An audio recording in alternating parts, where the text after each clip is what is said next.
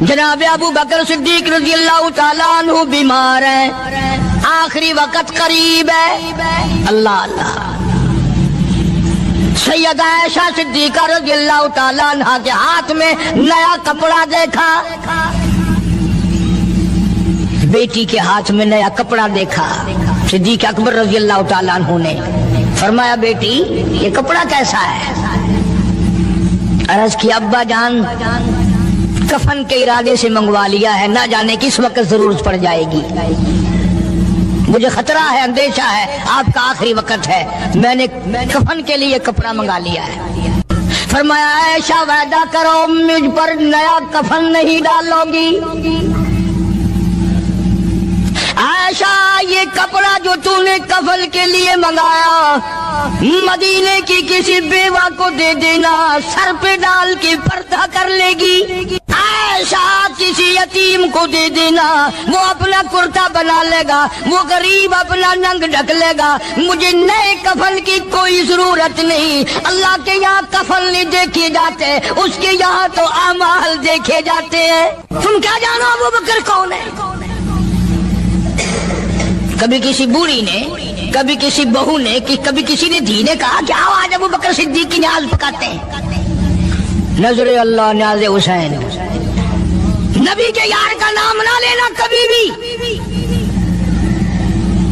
امام الانبیاء محبوب کبریا حضرت محمد مصطفیٰ صلی اللہ تعالی علیہ وسلم نے فرما دیا او لوگوں، امت کے تمام لوگوں کا میں نے احسانات کا بدلہ چکا دیا، سب کے قرضے چکا دیے، سب کے لینے دینے میں نے برابر کر دیے، پر او میرے اللہ ابو بکر کے احسانات کا بدلہ تو دے سکتا ہے، میں نہیں دے سکتا۔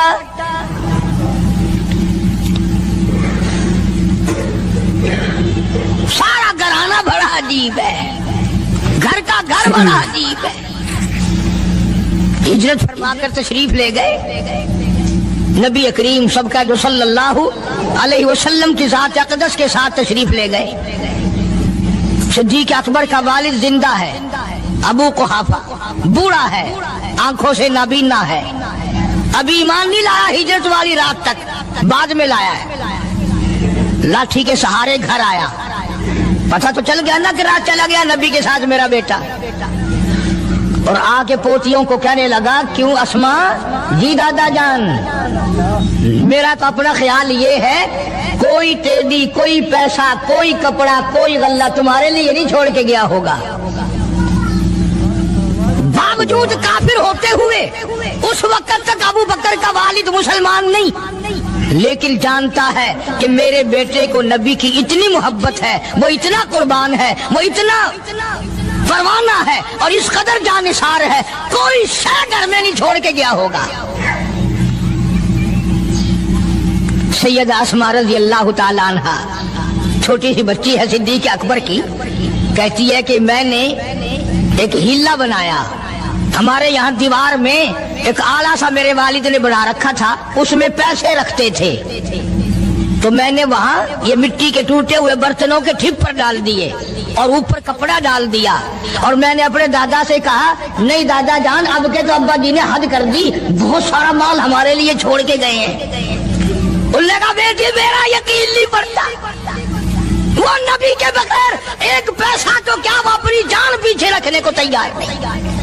انہوں نے کہا نہیں دادا ذرا آؤ تو صحیح۔ کہتی ہیں کہ میں نے اپنے دادا کا یوں ہاتھ پکڑ کے، دکھتا تو تھا نہیں، اس کپڑے کے اوپر پھیر دیا کہ دیکھو یہ آلہ ہے نا، یہ تاک جھاڑا کہ سب بھرا پڑا ہے، یہ کہنے لگا اچھا بہت اچھا کیا، تمہارا گزارا ہو جائے گا، مجھے بڑا فکر تھا، مجھے بہت پریشانی تھی، اب میں بے فکرہ ہو گیا کہ تمہارے لیے تمہارا ابا کھانے پینے کے لیے تو چھوڑ گیا۔ سیدہ اسماء کہتی ہے حالانکہ جس وقت میں نے یہ کارروائی کر کے دکھائی ہم 2 دن کے بھوکے تھے۔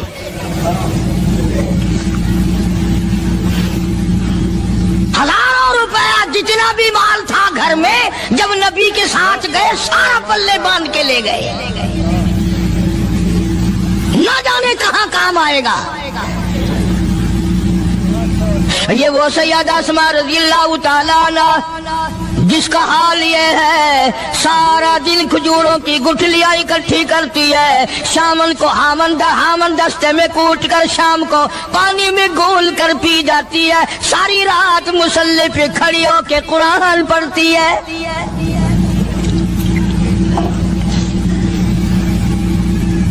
عجیب قسم کا گھرانہ ہے صدیق اکبر رضی اللہ تعالیٰ عنہ کا۔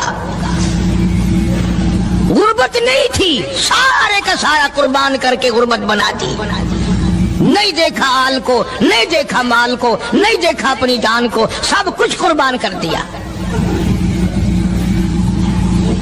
امام الانبیاء محبوب کبریا حضرت محمد مصطفیٰ صلی اللہ تعالی علیہ وسلم نے اس قدر رفاقت جوڑی، اس قدر یاری بنائی کہ کبھی بھی الگ نہیں ہوئے۔ آج تم قرآن پڑھتے ہو، قاری حنیف قرآن پڑھتا ہے، کیا اثر ہوگا کسی پہ؟ جناب ابو بکر صدیق رضی اللہ تعالیٰ عنہ مکہ مکرمہ میں نماز کی نیت باندھ کر قرآن کریم کی تلاوت کرتے ہیں۔ علماء نے لکھا ہے کہ پہاڑ بھی ہلنے لگ جاتے تھے، اور کافروں نے نبی پاک سب کا جو صلی اللہ علیہ وسلم سے شکایت کی کہ اپنے ابو بکر کو کہو یہ رات کو قرآن زور سے نہ پڑھے، ہمارے بیوی بچوں پہ اثر ہوتا ہے، ہمارے بچے مسلمان بننے کے لیے تیار ہو جاتے ہیں، ہماری عورتیں قرآن سن کر کفر چھوڑ کر مسلمان بننے کو تیار ہو جاتی ہیں، ابو بکر سے کہو یہ آہستہ قرآن پڑھا کرے۔ یعنی اس کی زبان میں اس قدر تاثیر تھی اور اس قدر اللہ تبارک و تعالیٰ نے خوف رکھا تھا، جو صدیق کی زبان سے قرآن سنتا تھا مسلمان بننے کے لیے تیار ہو جاتا تھا۔ آج ہم قرآن پڑھیں، حدیث پڑھیں، کچھ بھی پڑھیں، اثر نہیں ہوتا۔ کیسے ہو؟ ہمارے یہاں دلوں میں جگہ ہو جبھی تو بات بنے۔ اس لیے قرآن کریم کہتا کلا بل ران علی قلوبہم ما کانوا یکسبون، گناہ کرتے کرتے، حرام کھاتے کھاتے اس قدر دل کالے ہو گئے، اب قرآن کے لیے، دین کے لیے، ایمان کے لیے گنجائش کوئی نہیں، اندر گنجائش ختم ہو گئی، سارا دل فرمایا کلا انہم عن ربہم یومئذ لمحجوبون۔ ہرگز ایسا نہیں جو لوگوں کا خیال ہے، دین ان کے خیالات پہ نہیں چل سکتا۔ جناب ابو بکر صدیق رضی اللہ تعالیٰ عنہ بیمار ہیں، آخری وقت قریب ہے، اللہ اللہ۔ سیدہ عائشہ صدیقہ رضی اللہ تعالیٰ عنہ کے ہاتھ میں نیا کپڑا دیکھا، بیٹی کے ہاتھ میں نیا کپڑا دیکھا، صدیق اکبر رضی اللہ تعالیٰ عنہ نے فرمایا بیٹی یہ کپڑا کیسا ہے؟ عرض کی ابا جان کفن کے ارادے سے منگوا لیا ہے، نہ جانے کس وقت ضرورت پڑ جائے گی، مجھے خطرہ ہے، اندیشہ ہے، آپ کا آخری وقت ہے، میں نے کفن کے لیے کپڑا منگا لیا ہے۔ اللہ اکبر۔ ناراض ہوئے، فرمایا عائشہ وعدہ کرو مجھ پر نیا کفن نہیں ڈالو گی۔ عائشہ یہ کپڑا جو تو نے کفن کے لیے منگایا مدینے کی کسی بیوہ کو دے دینا، سر پہ ڈال کے پردہ کر لے گی۔ عائشہ کسی یتیم کو دے دینا، وہ اپنا کرتا بنا لے گا، وہ غریب اپنا ننگ ڈھک لے گا، مجھے نئے کفن کی کوئی ضرورت نہیں۔ اللہ کے یہاں کفن نہیں دیکھے جاتے، اس کے یہاں تو اعمال دیکھے جاتے ہیں۔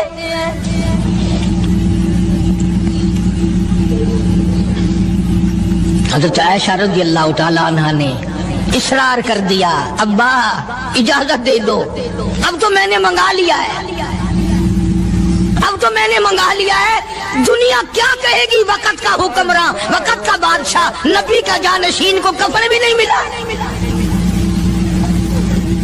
پھر دوسرا رخ اختیار کیا ہے صدیق اکبر سب کا جو رضی اللہ تعالیٰ عنہ،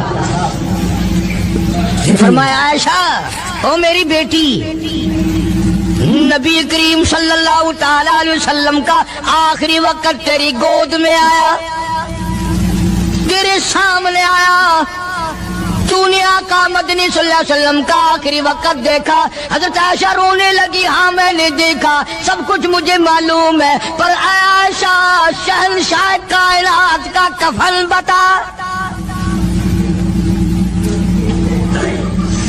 اس مدنی کریم صلی اللہ علیہ وسلم کا، دو جہان کے بادشاہ کا، یتیموں کے وارث کا، بیواؤں کے سہارے کا، دو جہان کے سردار، دو جہان کی رحمت حضرت محمد کریم صلی اللہ علیہ وسلم کا کفن بتا۔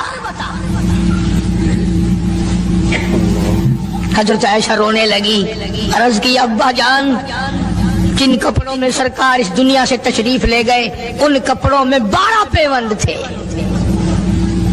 12 ٹاکیاں تھی۔ فرمایا عائشہ پھر تیرا کیا خیال ہے، میرا محبوب ٹاکیوں میں گیا ہو میں نئے پہن کے جاؤں؟ جن کپڑوں میں میری وفات ہو یہی میرے کفن میں استعمال کرنا، یہی کپڑے مجھے کفن میں دے دینا جو میرے جسم پہ ہیں، اس لیے کہ جب میں اپنے آقا سے ملوں گا تو شرمندگی نہ ہو۔ اور آج ذہن یہ ہے کہ میت کے کپڑے کو ہاتھ بھی نہ لگانا، پہننا تو درکنار، ہاتھ لگانے کو تیار نہیں، گھر میں رکھنے کو تیار نہیں، یوں لکڑی سے اٹھا کر پرے پرے پھینکتے ہیں، آگ لگاتے ہیں، نہلانے والے کو دے دیتے ہیں، وہ بھی نہیں پہنتا، یوں ہی گلیوں میں نالیوں میں پھینک جاتا ہے۔ تیرا باپ مرا، جب تجھے نفرت ہے کپڑوں سے، مردہ نوانے والے کا وہ ماما لگتا ہے، وہ کیوں پہنے؟ عرض کرنے کا مقصد یہ کہ ان حضرات کی زندگی تو دیکھو، اور وفات شریف سے پہلے 2.5 برس جو وظیفہ لیا، جو تنخواہ لی سرکاری خزانے سے، خیبر کی زمین بیچ کر صدیق اکبر رضی اللہ تعالیٰ عنہ نے 2.5 برس کی تنخواہ کا حساب کر کے وہ ساری تنخواہ جو لی تھی بیت المال میں واپس داخل کر کے پھر دنیا سے رخصت ہوئے۔ جو تنخواہ لی تھی 2-2.5 سال میں وہ ساری کی ساری واپس کر دی جناب ابو بکر صدیق رضی اللہ تعالیٰ عنہ نے، کہ میں مسلمانوں کا پیسہ کھا کے نہیں مرنا چاہتا، چاہے تنخواہ کے طور پر تھا، کل قیامت میں میرے لیے رکاوٹ نہ بن جائے۔ آج مجھے اور آپ کو تو یہ تلاش بھی نہیں کہ اپنا حلال کے پیسوں سے کفن تو بنا کے رکھ لے۔ ایئر کنڈیشن کا ہر وقت ذکر ہے، گھر میں ہونا چاہیے، فریج ہونا چاہیے، پکھے ہونے چاہیے، یہ ہونا چاہیے، کار ہونی چاہیے، موٹر ہونی چاہیے، یہ ہونا چاہیے، اور کبھی گھر میں یہ ذکر بھی ہوا کہ حلال کا کفن بھی ہونا چاہیے۔ وہ کدھر سے آئے گا؟ اس کے لیے کون انتظام کرے گا؟ کون ہم نے گھر میں پیدا کر رکھا ہے جو اس وقت یہ بات دیکھ کر کفن لائے گا؟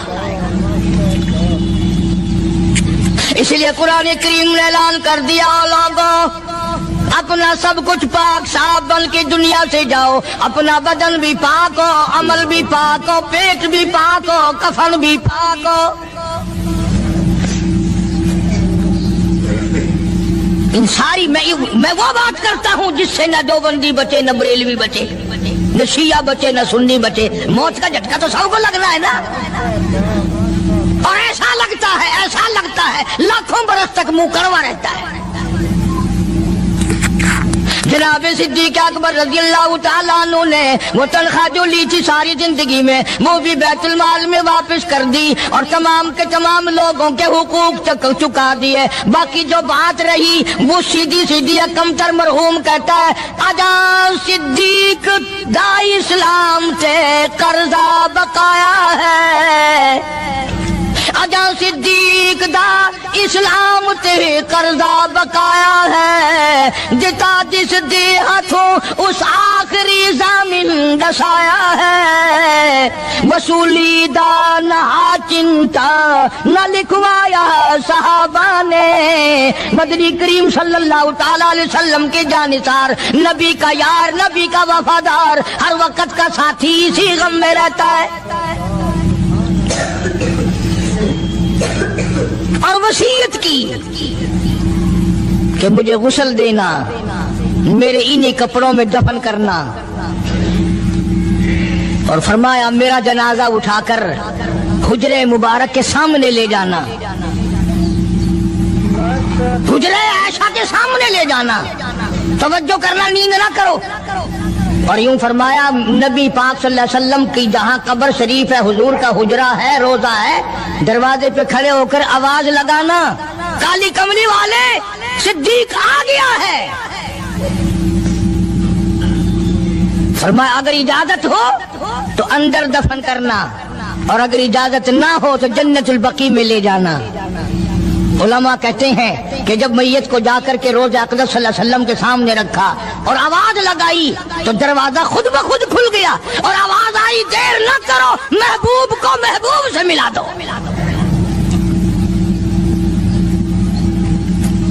کیا شان ہے ان لوگوں کی، کیا عظمت ہے ان لوگوں کی، ساری زندگی اس محبت میں، عظمت میں، اکرام میں گزاری جو اس کائنات میں کوئی اس قدر اکرام کر نہیں سکتا۔ مدینہ پاک میں ایک وقت ایسا بھی آیا کہ دشمنوں نے مدینے کے گورنر کو گانٹھ لیا، اس کو رشوت دی، پیسے دیے، اور کہا کہ ہمیں اجازت ہونی چاہیے، ہم روضہ اقدس کو کھود کر ابو بکر صدیق اور فاروق اعظم کی لاشیں نکالنا چاہتے ہیں یہاں سے۔ چنانچہ حاکم وقت نے پیسے کھا کر اجازت دے دی۔ شمس الدین سراج ایک بزرگ ہے جو اس وقت مدینہ پاک یعنی روضے کے متولی ہیں، مسجد نبوی کے متولی ہیں، گنبد خضرا صلی اللہ علیہ وسلم کے محافظ اور نگہبان ہیں۔ وہ فرماتے ہیں کہ رات آدھی جب گزری تو کنڈی کھٹکی مسجد کی، میں نے کنڈی کھول دی تو مجھے حکم ملا کہ تم خاموش رہو، اگر آواز نکالو گے سر اتار دیا جائے گا۔ ایک آدمی اندر داخل ہوا، دوسرا داخل ہوا، تیسرا آیا، کسی کے ہاتھ میں کسی، کسی کے ہاتھ میں گنتی، کسی کے ہاتھ میں ٹوکری، کسی کے ہاتھ میں تسلا مٹی اٹھانے والا، سب کے سب یوں لے کر داخل ہو رہے ہیں۔ اور مجھے یہ کہا گیا کہ یہ جو کچھ کرتے ہیں روکنا نہیں، کسی کو بتانا نہیں۔ شمس الدین سراج بزرگ رحمت اللہ علیہ کہتے ہیں وہ جب 40 کے 40 اندر داخل ہو گئے، پچھلے نے مجھے اشارہ کیا دروازہ بند کر دے، اب کسی اور کو اندر نہ آنے دینا۔ وہ اللہ والا کہتا ہے مجھے بتا تو دیا گیا تھا دونوں جلیل القدر صحابہ حضرت شیخین کی بے ادبی کریں گے، قبر کھود دیں گے، ان کی میت نکال لیں گے۔ فرماتے میں نے دروازہ بند کر دیا، میں سجدے میں گر گیا، مولا او میرا بس نہیں، میرا کوئی چارہ نہیں، میری حکومت نہیں، میری فوج نہیں، میرا لشکر نہیں، میرے پاس توپ نہیں، میرے پاس لشکر نہیں، او میرے مولا میں نے سنا ہے جیسے نبوت کا محافظ تو ہے، اسی طرح صدیق کی صداقت کا، فاروق کی عدالت کا بھی تو ہی نگہبان ہے۔ مولا میری موت بھیج دے، میں نہ دیکھوں۔ شمس الدین سراج بزرگ کہتا ہے کہ اللہ کا حکم ہوا، میں نے بھی دعا تو کی تھی رو رو کے، میرے دیکھتے دیکھتے، توجہ کرنا لفظ سمجھو، میرے دیکھتے دیکھتے مسجد نبوی میں زمین پھٹی اور بمائے ٹوکریوں کے، بمائے سامان کے 40 کے 40 کو زمین نگل گئی۔ اللہ تم سب کو مدینے پاک جانا نصیب فرمائے۔ وہ جو قالین بچھے ہوئے ہیں نا، کسی پرانے عرب سے اب بھی پوچھ لینا، لمبا کالا کالا نشان لگا ہوا ہے، یہ نشانی ہے کہ وہ کالے جو تھے نا اندر کے کالے، وہ سب یہاں کا رکھ ہوئے ہیں۔ یعنی خدا صدیق اکبر کا، فاروق اعظم کا، نبی کے یاروں کا اتنا بڑا محافظ ہے، جو بدنیت سے آئے تھے ان سب کو زمین نگل گئی۔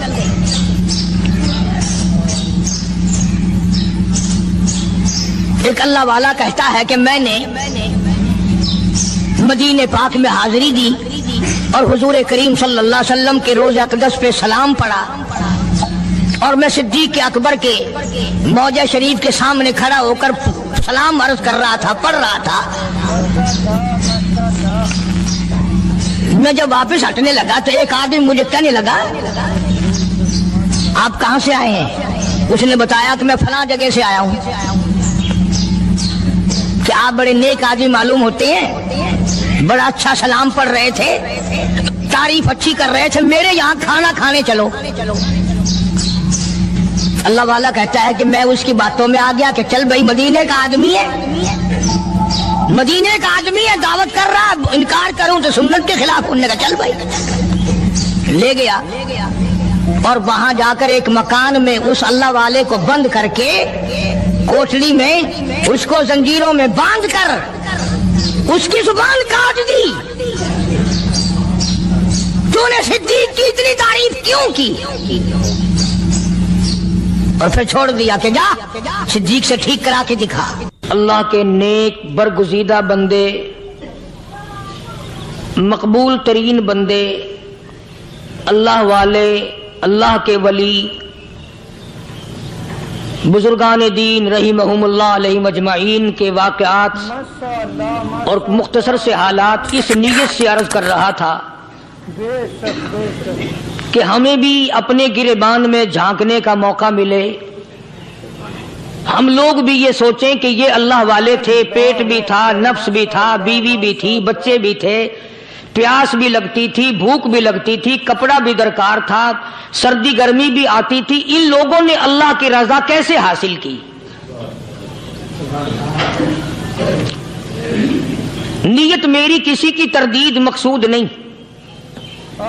سمجھانے کے لیے کہتا ہوں، جیسے سڑک پہ پیدل آدمی چل رہا ہو اور پاس سے کار گزرتی ہے تو دل میں خیال آتا ہے کہ میرے پاس بھی کار ہوتی۔ ان اللہ کے نیک بندوں کو دیکھ کر میں اور آپ کیوں نہیں سوچتے کہ میں بھی اللہ کا نیک بندہ بن جاتا؟ کوٹھی بنگلہ دیکھ کر، لمبا چوڑا کاروبار کارخانہ دیکھ کر آدمی کے دل میں آتا ہے یارو یہ کارخانے دار ہے، میں اس کا مزدور ہوں۔ تیرے دل میں یہ بات کیوں نہیں آتی کہ میں نماز بھی نہیں پڑھتا اور فلانا ساری رات سویا ہی نہیں؟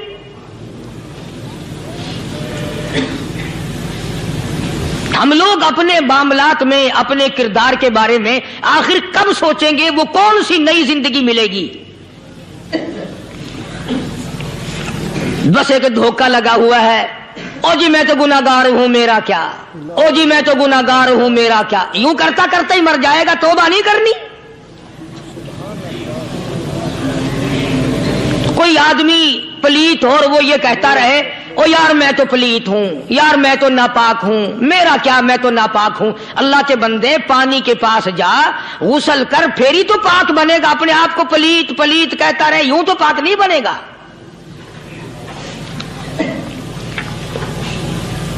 یہ اللہ والے جو ہوتے ہیں آدمی کے اندر کو ٹھیک کرتے ہیں۔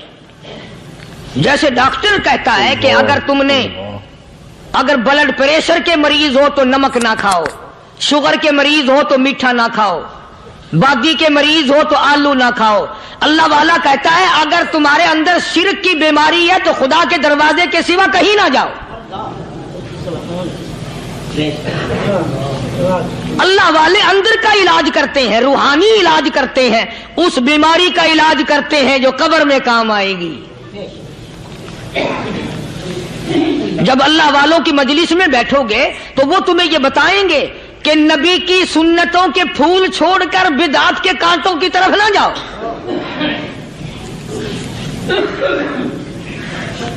اور ہدایت ہے محمد کریم صلی اللہ علیہ وسلم کی، سبحان اللہ۔ وہ جوان کتنا خوش نصیب ہوگا جو حضور کے ساتھ سواری پہ سوار ہے۔ اللہ اکبر۔ سیدنا معاذ بن جبل رضی اللہ تعالیٰ عنہ کی ذات اقدس ہے، جس سواری پہ محمد عربی صلی اللہ تعالی علیہ وسلم سوار ہیں، اسی سواری پہ صحابی بھی سوار ہے، آپ کے پیچھے سوار ہے۔ آپ نے 3 مرتبہ ارشاد فرمایا یا معاذ، وہ کتنا مقدروں والا جوان ہوگا جس کا نام آقا کے پیارے پیارے منہ سے نکلا۔ فرمایا یا معاذ، اوماس عرض کیا لبیک و سعدیک، میرے آقا میں حاضر ہوں، میں غلامی میں حاضر ہوں. کچھ نہیں فرمایا. پھر دوسری مرتبہ ارشاد ہوا یا ماس، عرض کیا لبیک و سعدیک، کالی کملی والے میں تیری خدمت میں حاضر ہوں، میں غلامی میں حاضر ہوں. تیسری مرتبہ پھر فرمایا یا ماس. سمجھے آپ؟ یہ تو حضور کو پتا تھا کہ میری آواز اس نے پہلی دفعہ میں ہی سن لی، پکار رہا ہے میں حاضر ہوں. 3 مرتبہ آواز اس لیے دی، یعنی میں جو تجھے بتانا چاہتا ہوں وہ بڑی اہم بات ہے، توجہ کر، دھیان کر اس بات کی طرف جو میں تجھے بتانے لگا ہوں. تیسری مرتبہ ارشاد ہوا یا ماس، عرض کیا لبیک و سعدیک، میرے آقا میں حاضر ہوں، غلامی میں حاضر ہوں. ارشاد فرماؤ. فرمایا یا ماس لا تشرک باللہ. او ماضی مجھ سے ارشاد سن لے، مجھ سے پیغام سن لے. میں محمد کریم صلی اللہ تعالی علیہ وسلم تجھے بڑی پتے کی بات بتانے لگا ہوں، گر کی بات بتانے لگا ہوں، کوئی حقیقت کی بات بتانے لگا ہوں. لا تشرک باللہ. او میرے جمال، میرے صحابی، او ماس، اللہ کی ذات میں، اللہ کی صفات میں کسی کو شریک نہ ٹھہرانا.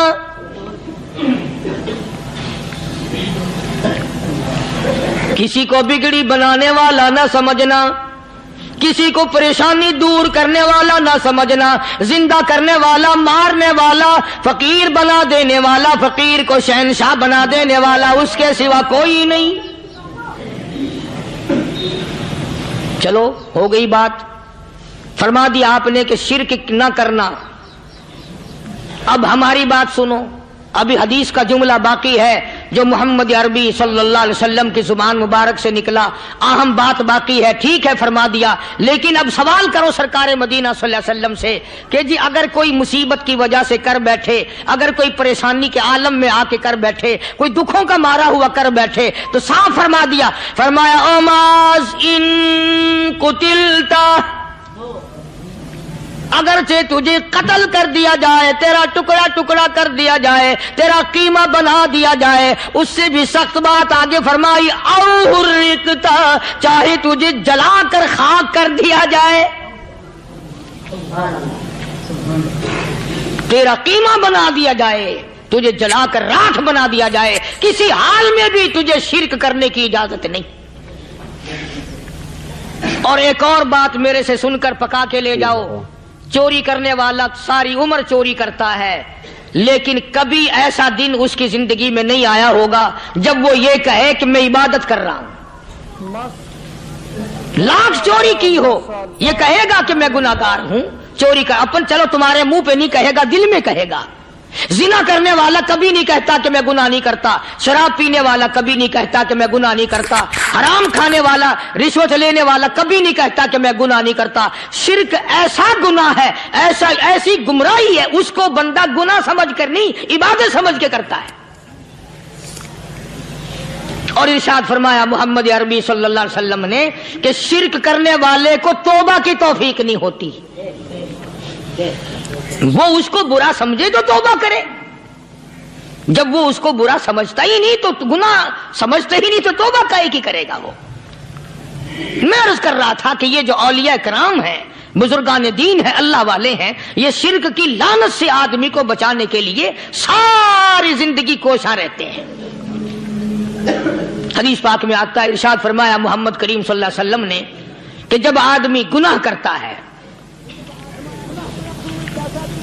فرمایا ان فی الجسد لمضغۃ اذا صلحت صلح الجسد كله واذا فسدت فسد الجسد كله الا وهي القلب او كما قال النبي صلی اللہ علیہ وسلم. ارشاد فرمایا आदमी के बदन में एक गोश्त का टुकड़ा ऐसा है कि जब वो ठीक हो जाए तो सारा बदन ठीक हो जाता है, जब वो बिगड़ जाए तो सारे बदन का निजाम बिगड़ जाता है। अला वही अल क़ल्ब, सरकार मदीना सल्लल्लाहु अलैहि वसल्लम ने फरमाया वो दिल है। दिल आदमी का संवर जाए तो सारा कुछ संवर गया, दिल बिगड़ गया तो सब कुछ बिगड़ गया। रियाकारी दिल से पैदा होती है, तकब्बुर देखने में नहीं आता, दिल में पैदा होता है। फखर दिल में पैदा होता है, उजब और खुदबीनी दिल में पैदा होती है।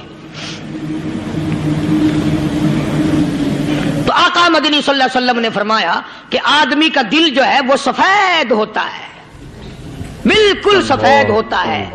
जब बंदा गुनाह करता है तो एक छोटा सा स्याह काला नुक्ता उसके दिल पे लग जाता है, फिर दूसरा गुनाह करता है, फिर दूसरा नुक्ता लग जाता है, फिर तीसरा गुनाह करता है, फिर तीसरा नुक्ता दिल पे लग जाए, हत्ता कि उसका दिल सारा काला हो जाता है।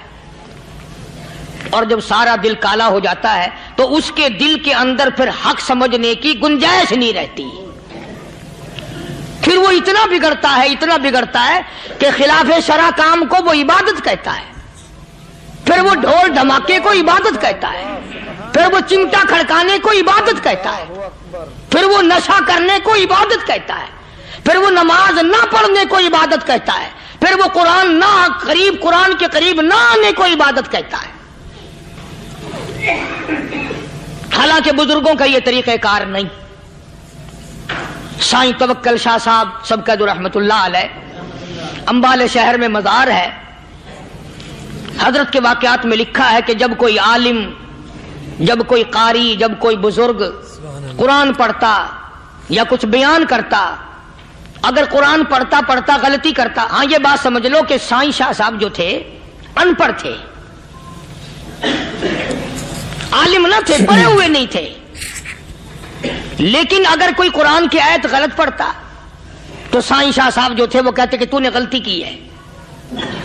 और अगर कोई हुजूर करीम सल्लल्लाहु अलैहि वसल्लम की हदीस पाक पढ़ता, उसमें कोई गलती कर देता तो शाह साहब फरमाते कि तूने गलती की है। तो एक दिन मौलवियों ने, आलिमों ने, कारियों ने मशवरा कर लिया और कहने लगे आओ शाह साहब से पूछेंगे कि इनको, ये पढ़े हुए तो है नहीं, इनको पता कैसे चलता है, आयत गलत पढ़ी गई या हदीस पाक गलत पढ़ी गई, इनको पता कैसे चलता है। तो अल्लाह वाले की खिदमत में पहुंचे और जाके ये सवाल कर दिया, अल्लाह वाले से ये सवाल कर दिया। आप सब सुभान अल्लाह कहो तो मैं आगे जवाब बताऊं। अल्लाहु अकबर, अल्लाहु अकबर, क्या शान है अल्लाह वालों की। फरमाया तुम नहीं जानते जब कोई कारी कुरान सही पढ़ता है, आलिम हदीस पाक सही बयान करता है, मैं देखता हूं, मेरी आंखों को नजर आता है, उसके सर से लेकर आसमान तक नूरी फरिश्तों की कतार बंध जाती है।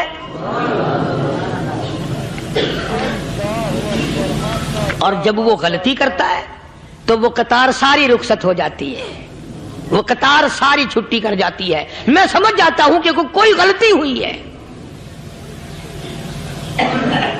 ये है अल्लाह वालों की बातें जो हम लोगों के काम आने वाली हैं, जो हमारे सोचो विचार की हैं, जो हमारे करने की हैं। कि कितने कितने दिन इन हजरात को फाके करने पड़े, मुसीबत झेलनी पड़ी, परेशानी उठानी पड़ी, तो परवाह ही नहीं करते थे। मखलूक से सवाल करना इन हजरात के यहां बहुत बुरी बात थी। बल्कि नफ़हतुल यमन एक अरबी कोर्स की किताब है, दर्स में पढ़ाई जाती है अरबी मदरसों में। हमने जब सबक पढ़ते थे तो एक वाकया पढ़ा था कि किसी पहाड़ की गार में एक अल्लाह वाला रहता था और अल्लाह अल्लाह करता था हर वक्त। अल्लाह की तरफ से खाना आ जाता था और वो खा लिया करता था।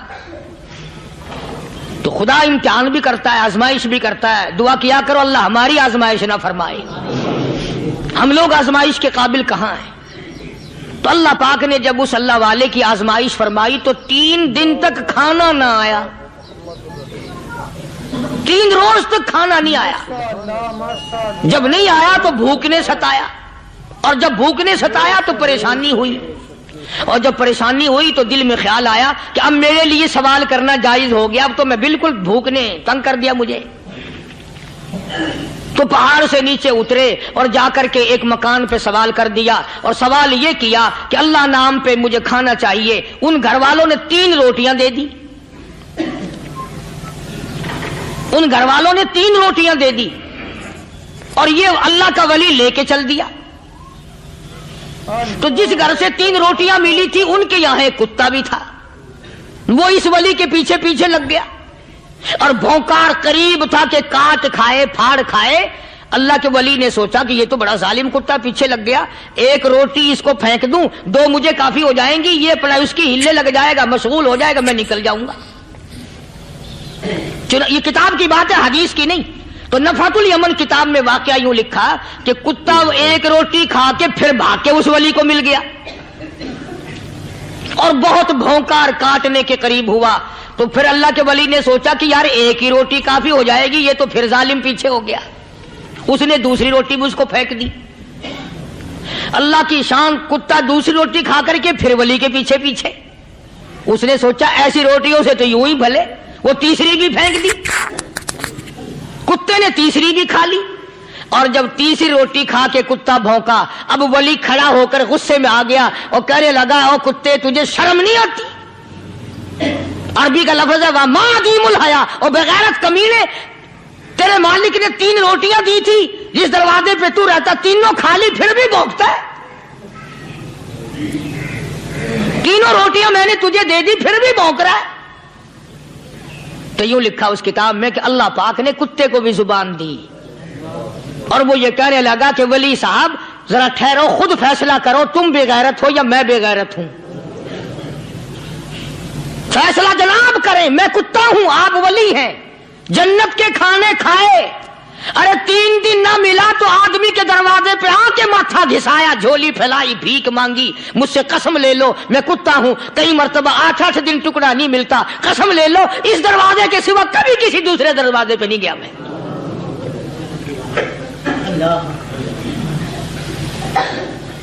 تجربہ کر لو, 3 دن کتے کو ٹکڑا ڈالو, چوتھے دن دم ہلا کر تمہارے پاؤں میں لٹے گا. ساری عمر گزر گئی اس مالک کا دیا ہوا کھاتے ہوئے پیتے ہوئے, آج بھی تجھے اس مالک کا دروازہ سمجھ نہیں آیا. پانی وہ پلاتا ہے, والذی ہوا یطعمنی ویسقین, وَإِذَا مَرِضْتُ فَهُوَ يَشْفِينِ.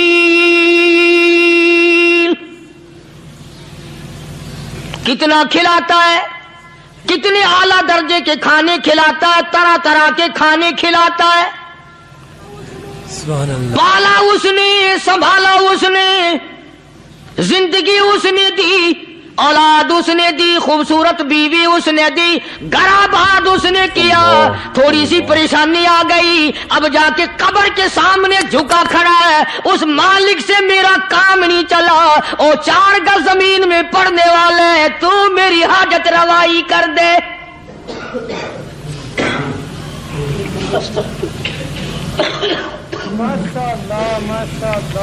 کون سے ولی نے یہ تعلیم دی, کون سے ولی نے یہ ترغیب دی؟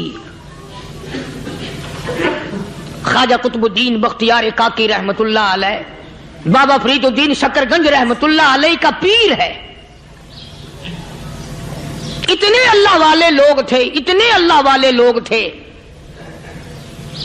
خواجہ قطب الدین بختیار کاکی رحمت اللہ علیہ کا آخری وقت دلی شہر میں آ گیا. نہ دولت تھی, نہ کوٹھی تھی, نہ بنگلہ تھا, فقیری. ہائے ہائے, عجیب بادشاہت ہوتی ہے ان لوگوں کی. بادشاہ ان کے دروازوں پہ آیا کرتے تھے. خواجہ ابو الحسن خرقانی رحمت اللہ علیہ بزرگ گزرے ہیں. محمود غزنوی کا زمانہ ہے. محمود غزنوی مرحوم بادشاہ نیک آدمی تھا. خواجہ ابو الحسن خرقانی رحمت اللہ علیہ کی خدمت میں آیا اور حضرت نے یوں پوچھ لیا, فرمایا محمود 2-4 دن پہلے بھی تو سنا تھا کہ تم ادھر آئے ہو, مجھ سے مل کے نہیں گئے؟ تو کہنے لگا حضرت سرکاری دورے پہ آیا تھا، سرکاری دورے کی لپیٹ میں اللہ والے کی زیارت کو بے ادبی سمجھتا ہوں۔ اللہ والے کی زیارت کرنے آؤں، کام کوئی اور لے کر آؤں اور اللہ والے کی زیارت کروں، میرے نزدیک یہ بے ادبی ہے۔ فرمایا آج ارادہ کر کے آئے ہو؟ کہ جی ہاں ارادہ کر کے آیا ہوں۔ باتیں ہوتی رہی، محمود کہنے لگا حضرت آج بہت بڑا کام لے کر آیا ہوں، دعا فرماؤ۔ سومناتھ کے مندر پہ حملے کا ارادہ ہے، 70 راجاؤں کی فوج آئیں گی، 70 بادشاہوں کی فوج آئیں گی، 70 راجا ہندو اپنی فوج لے کر آئیں گے، میں اکیلا مسلمان مقابلے میں آؤں گا، دعا فرماؤ وہ قادر کریم مجھے فتح عطا فرمائے۔ کیسی نیت لے کر آیا کرتے تھے بادشاہ لوگ فقیروں کے دربار میں۔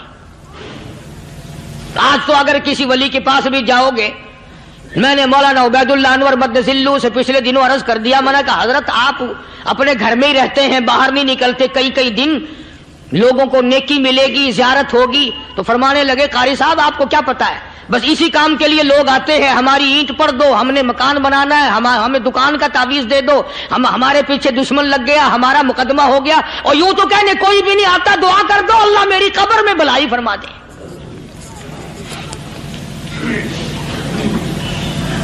تو محمود غزنوی نے خواجہ ابوالحسن خرقانی سے درخواست کی کہ آپ دعا فرمائیں۔ اللہ والے نے دعا بھی فرمائی اور اپنا مسلح دے دیا۔ یوں فرمایا محمود جب مشکل وقت آ جائے اس مسلح پہ کھڑے ہو کر 2 رکعت نماز ادا کرنا۔ پتہ چلا کہ اللہ کی مدد جو ہے وہ نماز کے ساتھ ہے۔ میں تمہیں بھی بتاتا ہوں، ولی تو میں نہیں، جب بھی کوئی پریشانی آئے، جب بھی کوئی تکلیف آئے، فرمایا استعینوا بالصبر والصلاۃ، نماز پڑھو انشاءاللہ آسانی ہوگی، صبر کر نماز پڑھ، ان اللہ مع الصابرین،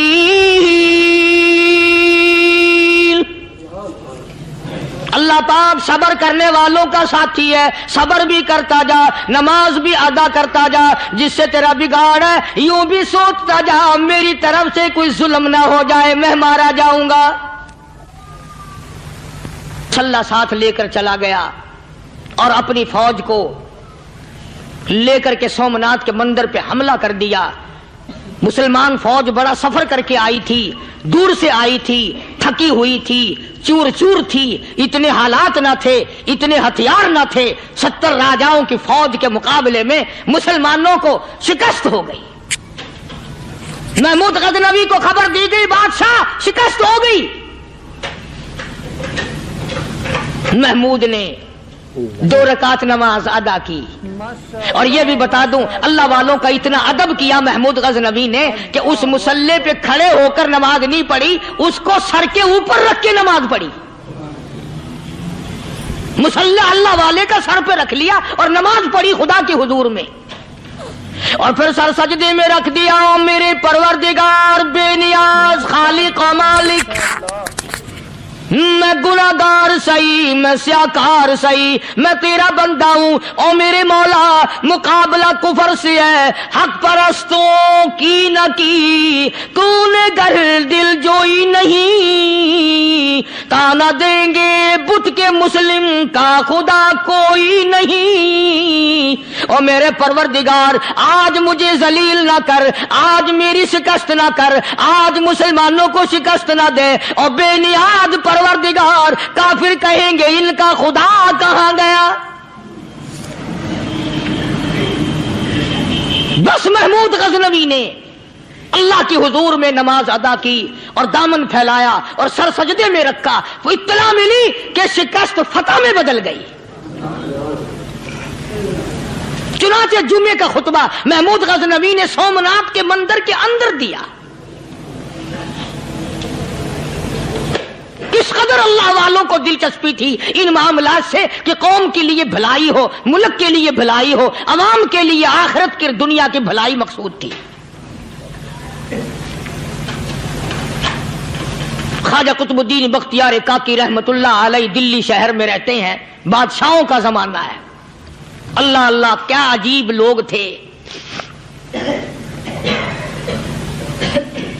آج تو اچھے بھلے دیندار طبقہ نماز پڑھانے والوں کو نماز کے، غسل کے، وضو کے مسائل معلوم نہیں۔ دوستو ایسا وقت تھا، ایسا وقت تھا، سلطان صلاح الدین خلجی رحمت اللہ علیہ کو بادشاہ ہو کر عربی کی بہت بڑی 4 جلدوں میں کتاب ہے ہدایہ بادشاہ صلاح الدین خلجی کو زبان نہیں یاد تھا، اتنی بڑی عظیم کتاب زبان نہیں یاد تھی۔ وہ بادشاہ بھی ہوا کرتے تھے اور ولی بھی ہوتے تھے۔ سلطان عالمگیر رحمت اللہ علیہ بہت بڑا بادشاہ ہو کر، اورنگزیب ہے، عالمگیر ہے، اتنا بڑا عظیم بادشاہ، مگر حضور کریم صلی اللہ علیہ وسلم کی 5000 حدیث پاک اس بادشاہ کو زبان نہیں یاد تھی، اور قرآن کا حافظ تھا، قرآن کا قاری تھا، قرآن کا عالم تھا، قرآن کا مفسر تھا، ولی بھی تھا، بادشاہ بھی تھا، اللہ والا بھی تھا، اور اتنا خوف تھا دل میں تمہیں کیا بتاؤں۔ اللہ اکبر، بادشاہ ہو کر کے کپڑا خریدا، مزدوری کر کے کپڑا خریدا بادشاہ نے، اور کپڑا خرید کر اس کی ٹوپیاں اپنے ہاتھوں سے سی۔ عالمگیر رحمت اللہ علیہ نے اس کی ٹوپیاں اپنے ہاتھوں سے سی، اور چاندنی چوک دلی میں کھڑے ہو کر فروخت کی، بیچی۔ 6-7 روپے جمع کر کے ایک تھیلی میں بند کر کے اوپر لکھا عالمگیر کا کفن ان پیسوں سے خریدا جائے۔ کبھی ہم نے بھی سوچا جو رشوت مارنے والا آدمی ہے، بتاؤ اس کے لیے کفن کہاں سے اچھے پیسے تلاش کر کے لایا جائے گا؟ رشوت کا ہی کفن ملے گا نا۔ جو آدمی ملاوٹ کر کے پیسے کماتا ہے، فنکاری کر کے پیسہ کماتا ہے، دغا اور فریب کر کے پیسے کماتا ہے، تو آج ہمارا کفن بھی صحیح نہیں، کفن بھی دغا والا، فریب والا، ملاوٹ والا۔ بلکہ تم تو کہتے ہو کہ آج کل کھانے کے لیے خالص کچھ نہیں ملتا، میں کہتا ہوں میت کو غسل دینے کے لیے پانی خالص نہیں ملتا۔ یہ جو ہم موٹریں نلکے لگاتے ہیں، یہ پیسے کون سے ہمارے خالص ہیں؟ جو صابن میت کو مل رہی ہیں کون سے پیسوں کا خریدا ہوا ہے؟ جو خوشبو میت کو لگ رہی ہے کون سے پیسوں کی خریدی ہوئی ہے؟ جو کفن پڑ رہا ہے وہ کیسے پیسوں کا کفن ہے؟ اور میں آگے بڑھ کر کے کہتا ہوں جو کندھوں پہ اٹھائے جا رہے ہیں وہ کون سے کتب ہیں، کون سے ابدال ہیں؟ جس نے میت کو غسل دیا ہے کبھی معلوم کیا کہ وہ کتنا بڑا نیک آدمی ہے؟ یہ تو ہمارے آخری وقت کا حال ہے، اور اس طرف کسی کا دھیان نہیں، سوچ نہیں، بچار نہیں، قطعی طور پر اندھے ہو جاتے ہیں۔ او میاں ٹھیک ہے جو کچھ ہو رہا ہے۔ اچھا ایک بات عرض کروں، اللہ تبارک و تعالیٰ کے یہاں جب ہم جائیں گے، اگر اور سارے معاملات کو چھوڑ دو، اللہ پاک یہی پوچھ لے کہ میاں یہ کفن جو پہن کے آیا یہ کیسا ہے؟ یہ جو کفن پہن کے آیا یہ کیسا؟ ہم کیا جواب دیں گے؟ بادشاہ عالمگیر رحمت اللہ علیہ نے تھیلی پہ لکھ کر کے بند کر کے رکھ دیا، جب میرا انتقال ہو جائے، میری موت آ جائے، جب میں دنیا سے رخصت ہو جاؤں، جب میں دنیا سے چلا جاؤں، میرا آخری لباس جو میں نے ساتھ لے کے جانا ہے، وہ شادی کے جوڑے دنیا تیار کرتی ہے، سفر کے جوڑے دنیا تیار کرتی ہے، غیر ملکوں میں جانے کے لباس دنیا تیار کرتی ہے، ادھر ادھر جانے کے لیے، تقریبوں میں جانے کے لیے جوڑے لباس پوشاک دنیا تیار کرتی ہے۔ اور میں کہتا ہوں لوگوں، قبر کی پوشاک ہم کب تیار کریں گے؟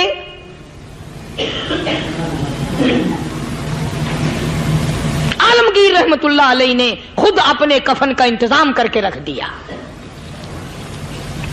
ہمارے گھروں میں تو اگر کفن کا ذکر کرو تو گھر والے بھی منہ بنائیں گے، چھوڑو تم نے کفن کی باتیں بنانی شروع کر دی ابھی سے ہی۔ اور ایک اور عرض کروں، کفن بھی مقدر والوں کو ملتا، کئیوں کو ملتا ہی نہیں۔ کفن نہیں ملتا، قبر نہیں ملتی، نماز جنازہ نہیں ملتی، غسل نصیب نہیں ہوتا، مقدری سودے ہیں، نہ یہ دولت سے بات بنتی ہے اور نہ یہ اقتدار سے بات بنتی ہے اور نہ یہ سرمایہ سے بات بنتی ہے، یہ تو تقدیروں کے مسئلے ہیں جو مالک نے اپنے ہاتھ میں رکھا ہے۔ جناب رسول کریم سب کہہ دو صلی اللہ علیہ وسلم کے سگے چچا، اللہ غنی جنگ احد ہے،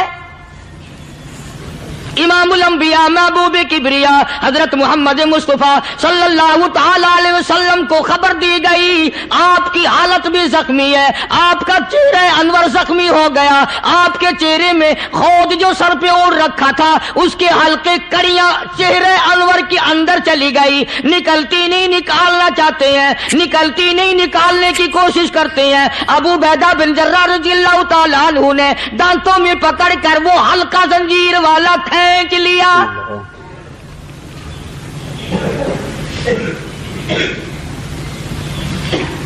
اللہ غنی، ادھر خون کا پھوارا چھوٹا، خون کا پھوارا چھوٹا۔ اللہ، عرش الہی سے آواز آئی، جبریل، پل جھپکنے کے برابر جبریل ساری دنیا کا نظام طے کر سکتا ہے۔ توجہ، اللہ نے آواز دی، جبریل، عرض کیا حضور، فرمایا یاد رکھ اگر میرے محبوب کا خون زمین پہ گر گیا تو پھر تو جبریل کا آئے گا۔ سدرۃ المنتہا سے سیکنڈ تو بڑی چیز ہوتی ہے، پل جھپکنے سے پہلے جبریل نے آ کر اس خون کو سنبھالا ہے۔ اتنی عظمت ہے سرکار مدینہ صلی اللہ علیہ وسلم کی اللہ تبارک و تعالیٰ کے یہاں اور ہر پیغمبر کی۔ ابراہیم علیہ الصلوۃ والسلام کو وقت کے بادشاہ نے منجنیق میں بٹھا کر یوں آگ میں پھینک دیا، اس منجنیق میں سے پنگوڑے میں سے خلیل نکل چکا، آواز آئی جبریل، جواب ملا حضور کہ میرا خلیل کو کیا ہوا؟ حضرت جبریل کو حکم ہوا یاد رکھ اگر خلیل کا ایک بال بھی جل گیا تو جبریل کس کام کا؟ اللہ تبارک و تعالیٰ کے فرشتے نے پہلے پہنچ کر آگ پہ پڑ بچھا دیے۔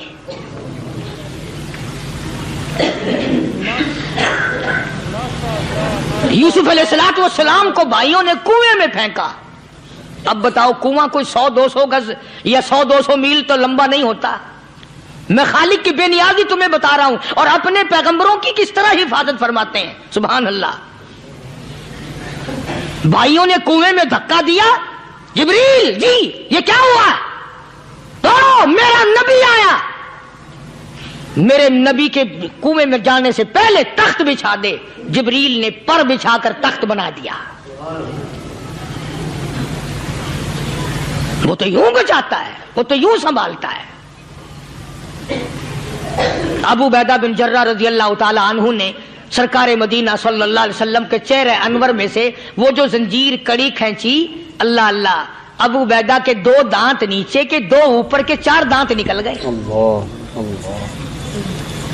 آج ہمارے دانتوں کو کیڑے کھا جاتے ہیں، کھوکھریں بن جاتی ہیں، نکل جاتے ہیں۔ ابو عبیدہ تو کتنا خوش نصیب جوان ہے، تیرے 4 دانت تو نکل گئے پر حضور صلی اللہ علیہ وسلم کی تکلیف کو تو نے دور کیا، یعنی آقا کی خدمت کرتے ہوئے ابو عبیدہ کے دانت نکل گئے۔ ادھر اپنی تکلیف ہے، ادھر پتا چلا کالی کملی والے صلی اللہ تعالی علیہ وسلم تیرے چچا کا حال ٹھیک نہیں۔ صلی اللہ علیہ وسلم بڑا صدمہ پہنچا، بڑا رنج پہنچا۔ ایک بات کرتا ہوں توجہ کر کے لکھ کے لے جاؤ، کام آئے گی، بیٹیوں کو بتاؤ، بہنوں کو بتاؤ۔ سرکار کی نظر پڑی، سرکار کی نظر پڑی حضرت صفیہ رضی اللہ تعالی عنہ، حضور کی بوا، حضور کی پھوپھی، حضرت زبیر رضی اللہ تعالی عنہ کی اماں، امیر حمزہ رضی اللہ تعالی عنہ کی بہن دوڑی دوڑی آتی ہے۔ پتا چلا نا مدینے میں کہ بھائی کا حال ٹھیک نہیں، شہید کر دیا گیا، عورت ذات دوڑی دوڑی آئی۔ حضور نے فرمایا زبیر کون عورت ہے، جا کے روکو، لاش کا حال ٹھیک نہیں، کپڑے پھاڑے گی، جزا فضا کرے گی، میں نے سنا ہے لاش کا حال ٹھیک نہیں ہے۔ حضرت زبیر نے آ کے روکا، قریب آ کر پہچان لیا حضرت زبیر کی اماں تھی۔ انہوں نے کہا اماں اجازت نہیں، آگے نہ جاؤ۔ حضرت صفیہ عرب کی تکڑیم آئی، मारा गुस्सा जुबैर को ऊपर फेंक दिया। कहने लगे हाथ एक तरफ, मैं अपने भाई को देखने ना जाऊं। जुबैर को तो मुक्का मार के परे फेंक दिया। और लोगों तवज्जो करो, गुलाम आप भी बनते हैं, गुलाम मैं भी बनता हूं। खुदा की कसम टाइम पे गुलामी का पता चलता है। फिर जुबैर कहने लगा अम्मा हुजूर ने मना फरमाया, आगे ना जा, हुजूर ने मना फरमाया। खुदा की कसम जिम्मेदारी से कहता हूं, उलमा ने लिखा है हजरत सफिया ने जो पैर कदम आगे रखने के लिए उठाया हुआ था वो आगे नहीं रखा, पीछे हट के रखा है। मेरे नबी के फरमान के खिलाफ ना हो जाए, मेरे नबी के इरशाद के खिलाफ ना हो जाए। अगर खिलाफ हो गया तो मैं मारी जाऊंगी। और वहीं रुक गई, कहने लगी और जुबैर बेटे जाओ, मेरे महबूब सरकारे मदीना सल्लल्लाहु ताला अलैहि वसल्लम से जाके कहो मैंने लाश का हाल सुन लिया है, मुझे सब कुछ पता चल गया है। जाके कहो बेशक मैं औरत हूं लेकिन घबराऊंगी नहीं, जब से मैंने तेरा कलमा पढ़ा है मैंने सब्र करना भी सीख लिया है।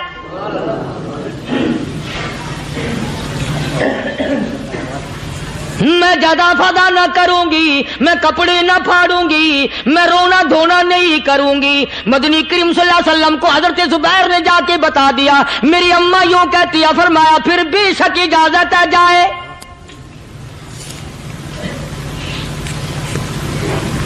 आज की कोई माई होती इतना हाल देखकर भाई का ना जाने हार्ट फेल हो जाता। सफिया ने आके देखा अपने भाई सैयदना अमीर हमजा के दोनों कान नहीं, नाक नहीं, लब नहीं, 11 टुकड़े हुए पड़े हैं। रोती नहीं, घबराती नहीं, धड़ाम से गिरती नहीं, चेहरा नहीं पीटती, मातम नहीं करती, खड़ी हो गई। कहने लगी ओ मेरे परवरदिगार मेरे भाई की कुर्बानी कबूल फरमा, मेरे भाई की कुर्बानी के सदके में मेरा भी बेड़ा पार कर दे। और खबर तो मिल गई थी ना कि कपड़े भी उतार कर ले गए, बगल में से 2 चादरें निकाली हैं, बगल में से 2 चादरें निकाली कि मेरे भाई को कफन दे देना। यूं जो नजर पड़ी एक अंसारी नौजवान रज़ी अल्लाह ताला अन्हु, वो भी नंगा पड़ा है, काफिर उसको भी शहीद करके गिर गए। मुसलमानों जरा अंदाजा लगाओ, ये भी मुसलमान थे, ये भी नबी के आशिक थे, ये भी दीवाने थे।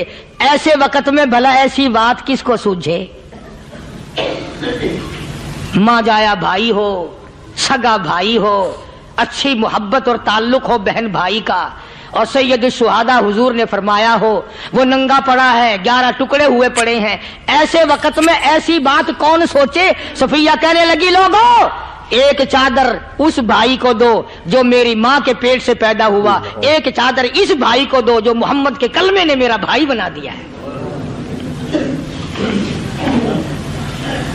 जो मेरे नबी ने मेरे के कलमे ने मेरा भाई बना दिया है। कल क़यामत में खुदा ये ना फरमा दे सफिया कफन देने आई, खैरात देने आई तो अपने को दे के चली गई। अब उनमें एक चादर है छोटी और एक है बड़ी। फिर कहने लगी मेरी चादरें वापस कर दो, ऐसा ना हो मेरे भाई को बड़ी मिल जाए दूसरे भाई को छोटी मिल जाए। अल्लाह पाक कल ये ना फरमा दे अगर कफन देने भी आई तो अपने को बड़ी दूसरे को छोटी, ये अल्लाह की रज़ा वाला तो काम नहीं। कुर्रा अंदाजी की सगे भाई सैयदना अमीर हमजा रज़ी अल्लाह ताला अन्हु के हिस्से में छोटी चादर आई और उस अंसारी जवान के हिस्से में बड़ी चादर आ गई। चुनाचे जब मोहम्मद अरबी सल्लल्लाहु ताला अलैहि वसल्लम तशरीफ लाए तो हुजूर को इतना सदमा पहुंचा। मेरी मुस्तकिल कैसेट है सैयदना अमीर हमजा रज़ी अल्लाह ताला अन्हु के उन्वान पर, आप लोग उसे खरीद के सुने। तुम भी कहते हो कि हमने इस्लाम की बड़ी खिदमत की, हमने कुरान की बड़ी खिदमत की, हमने उलमा और तालिब इल्मों की बड़ी खिदमत की, हमने मस्जिद और मदरसों की बड़ी खिदमत की। मैं ये कहता हूं आओ देखो तो सही कि इन हजरात ने कहां तक कुर्बानियां दी हैं। हुजूर नबी करीम सल्लल्लाहु ताला अलैहि वसल्लम जब अपने प्यारे चचा की लाश पे आए, چہرے پہ نظر پڑی دونوں لب نہیں. کالی کملی والے صلی اللہ تعالی علیہ وسلم نے منہ میں جھانک کر دیکھا تو زبان نہیں. ذرا نیچے کو نظر کی پیٹ میں جگر اور کلیجہ نہیں. دونوں ہاتھ نہیں دونوں کان نہیں. یہ حال دیکھ کر حضور صلی اللہ علیہ وسلم کو چکر آ گیا, زمین پہ تشریف فرما ہو گئے. اور پھر بلکہ یہاں تک لکھا ہے کہ آپ نے یوں فرمایا, او میرے مالک اگر صفیہ مائی میری بوا پھوپھی یہاں نہ ہوتی تو میں یہ ٹکڑے بھی نہ اٹھاتا. اگر تو یوں ہی راضی ہے تو میں بھی یوں ہی راضی ہوں. اور پھر جب ان ٹکڑوں کو جوڑا گیا تو صحابہ نے عرض کیا, یا رسول اللہ صلی اللہ تعالی علیہ وسلم, امیر حمزہ قداور آدمی تھا, لمبا تکڑا بہادر آدمی تھا. حالت یہ ہے چادر چھوٹی ہے بھی ایک ہی, اگر سر ڈھانپتے ہیں تو پیر کھل جاتے ہیں, پیر ڈھانپتے ہیں تو سر کھل جاتا ہے. حضور نے فرمایا سر کو چھپا دو, پیروں پہ میرے چچا کے درختوں کے پتے ڈال دو. میں یہ عرض کر رہا تھا کہ اللہ والے ہر وقت میں آدمی کی اصلاح کی کوشش کرتے ہیں, اسے بنانے کی کوشش کرتے ہیں, اسے سمجھانے کی کوشش کرتے ہیں. اللہ تبارک و تعالی ہر مسلمان کو توفیق دے کہ وہ اپنی زندگی بھر اللہ والوں کی خدمت میں جانے آنے کی, قرآن کی خدمت کی ہر وقت پروگرام بنائے, نیت خیر رکھے. کیوں؟ اس لیے اسی کو کہتا ہے کہ لیے پھرتی ہے بلبل چونچ میں گل, لیے پھرتی ہے بلبل چونچ میں گل, اور ڈھونڈتی ہے شہید ناز کی تربت کہاں ہے. تلاش کرتے ہیں جانور پرندے کہاں پر اللہ کی رحمت برس رہی ہے. تو ہمیں بھی اللہ کی رحمت کا طالب ہونا چاہیے, اللہ کی رحمت کا متلاشی ہونا چاہیے. اللہ پاک مجھ پہ اور آپ سب پر, ساری امت پر اپنا کرم فرمائے. آسمانی کتابیں نازل فرمائی, اسی کو لوگ زیادہ چمکاتے ہیں.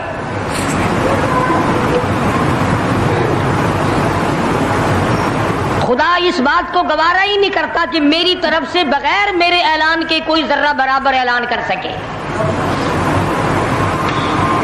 وہ کسی قلندر کو, کسی ملنگ کو, کسی کو اختیار نہیں دیتا.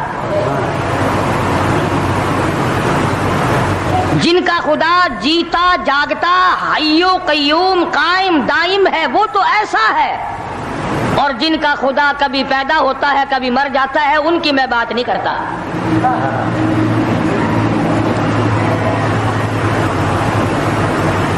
پروردگار عالم نے ایک طریقے کا سوال کر دیا, اگر تم میرے معاملات میں شریک کار بنتے ہو تو آؤ پھر ایک ناخون بنا کے دکھاؤ, ایک بال بنا کے دکھاؤ, درخت کا ایک پتا بنا کے دکھاؤ, پتھر کا ایک روڑا بنا کے دکھاؤ, مٹی کا ایک ذرہ بنا کے میرے سامنے لاؤ. پروردگار عالم نے فرمایا چلو تم سے گائے کیا بنواؤں گا, بھینس کیا بنواؤں گا, بکری کیا بنواؤں گا, زمین و آسمان تم کیا بناؤ گے, چاند سورج ستارے کیا بناؤ گے, انسان تو بنانا تمہارے بس کا کام کہاں ہے. لن یخلقوا ذبابا, تم مجھے مکھی کا ایک پر بنا کے تو دکھاؤ.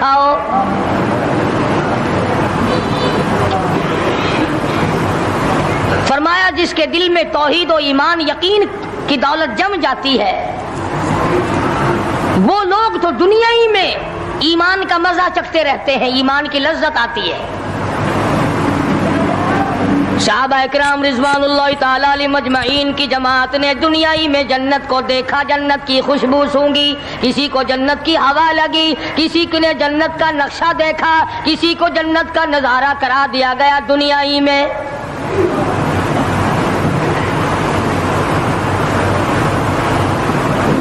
خوش نصیب تھے وہ لوگ جنہوں نے محنت سے اپنی آخرت کو بنایا, اپنی قبر کو بنایا, اپنی تمام تر زندگی میں کبھی بے فکری سے بسر نہ کی. رات کو سوچا, دن کو سوچا, صبح کو خیال کیا, شام کو خیال کیا. یہ ناپائیدار زندگی ہے, یہ ختم ہونے والی زندگی ہے, اس لیے مجھے دائمی زندگی کی کچھ تیاری کرنی چاہیے. ان لوگوں نے کمائی کی اور محمد کریم صلی اللہ تعالی علیہ وسلم کے ساتھ رہے. دنیائی میں ان کو جنت کے مزے آیا کرتے تھے. من عمل صالحا من ذکر او انثى وهو مؤمن فلنحيينه حیاتا طیبا. محنت کرنی پڑتی ہے، تکلیف اٹھانی پڑتی ہے، پریشانی جھیلنی پڑتی ہے، جب جا کر کچھ کام بنتا ہے، استقامت کے ساتھ کام بنتا ہے، جہاد فی سبیل اللہ کے ساتھ کام بنتا ہے، گردنیں کٹانے سے کام بنا کرتا ہے، اپنی جانوں کا قیمہ بنوانے سے کام بنا کرتا ہے، پھونک مارنے سے نہ کبھی کام بنا اور نہ آج بن سکتا ہے.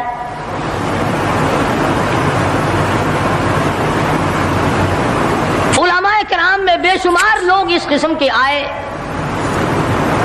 جو استقامت کا پہاڑ ثابت ہوئے.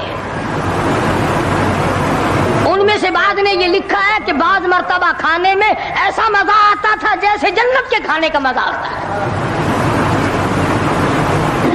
شاہ عبد الرحیم صاحب رائے پوری رحمہ اللہ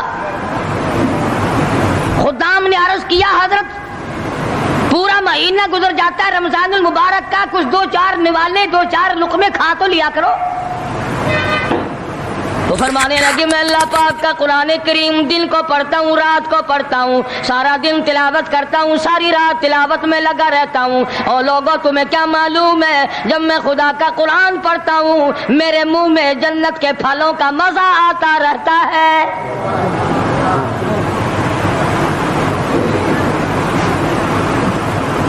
صحابی ہے مدنی کریم صلی اللہ تعالی علیہ وسلم کا، احد پہاڑ کی طرف جا رہا ہے. ایک دوسرا صحابی سامان لے کے لینے کے لیے واپس آ رہا ہے. وہ جانے والا پوچھتا ہے کدھر چلا؟ کہتا ہے مجھے فلانا کام ہے. پوچھا تم کہاں چلے؟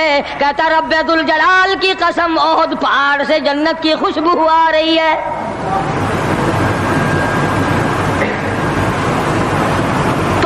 تھے یہ لوگ ارادے کے، استقامت اس قدر مضبوط تھی دنیا کی کوئی طاقت ان لوگوں کو نہیں ہلا سکی. سید عطا اللہ شاہ صاحب بخاری رحمہ اللہ علماء اکرام کی پگڑی تھی، علماء کے آبرو تھے شاہ صاحب، علماء کی عزت تھی. امرتسر میں جلسہ کیا شاہ صاحب نے، اطلاع ملی بہار میں لوگوں نے حسین احمد مدنی کی پگڑی اتار کر جلا دی.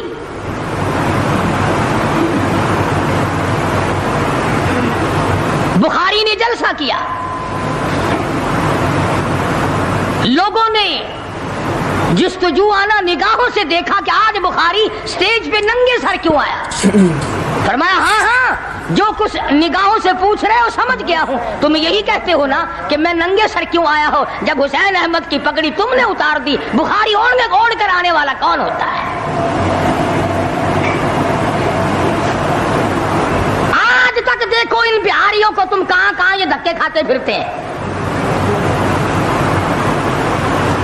مولانا حسین احمد مدنی رحمت اللہ علیہ کی پگڑی اتاری، پیروں کے نیچے بلی اور جلا دی، داڑھی میں شراب پھینکی، بے عزتی کی، پتھر مارے. جو سب سے آگے تھا صبح کو تالاب میں نہانے گیا، پیر اوپر ہے سر نیچے ہے. لوگ کہنے لگے بلے بلے اتنا لمبا سانس. بہت دیر ہو گئی، جب آدھا دن گزرا لوگوں نے جا کے دیکھا حضرت دنیا سے تشریف لے جا چکے تھے، وہ مر چکا تھا، پاؤں اوپر سر پانی میں ڈوب کے مر گیا. اس طرح سے غرق کیا خداوند عالم نے. کیا میرے ولی کی توہین کرنے والوں تم بچ کے نہیں جا سکتے.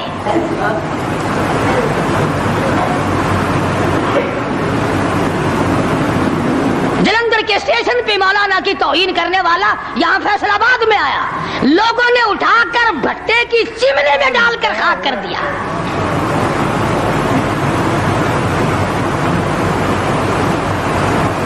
اللہ والوں کی توہین بشرطے اللہ والا ہو،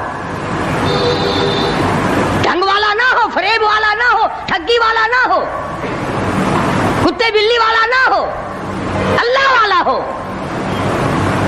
خدا اس کا انتقام لیتا ہے. کلکتے میں مولانا ابوالکلام آزاد رحمہ اللہ کی بیگم بیمار ہے. مولانا ابوالکلام آزاد رانچی جیل میں ہے.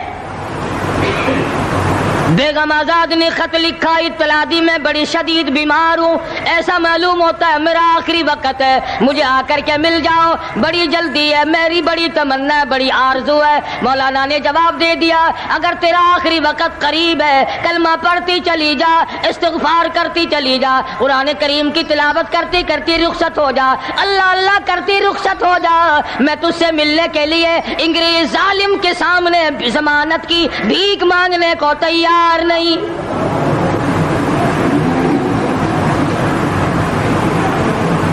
آج یہ جو علماء کی توہین کرتے ہیں، کبھی اخباروں میں لکھ کر فلاں مخالف تھا پاکستان کا، تم نے پاکستان کا کون سا کندھا دے رکھا ہے، تم نے پاکستان کا کیا سنوارا، تم نے پاکستان کا کیا بنایا، آدھا پاکستان بیچ کے کھا گئے اور تمہیں پوچھنے والا کوئی نہیں۔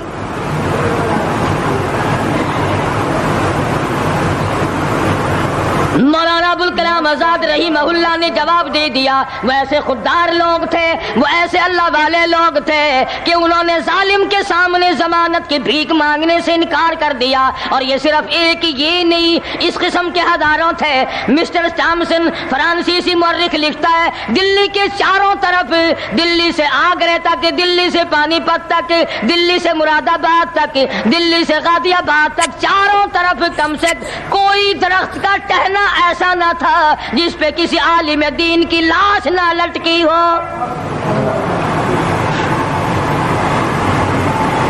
اور چوری کھانے والوں تمہیں کیا پتا ہے، پاکستان کو بھون بھون کر کھانے والوں تمہیں کیا پتا ہے، پاکستان کی قوم کا چمڑا اڈھیڑنے والوں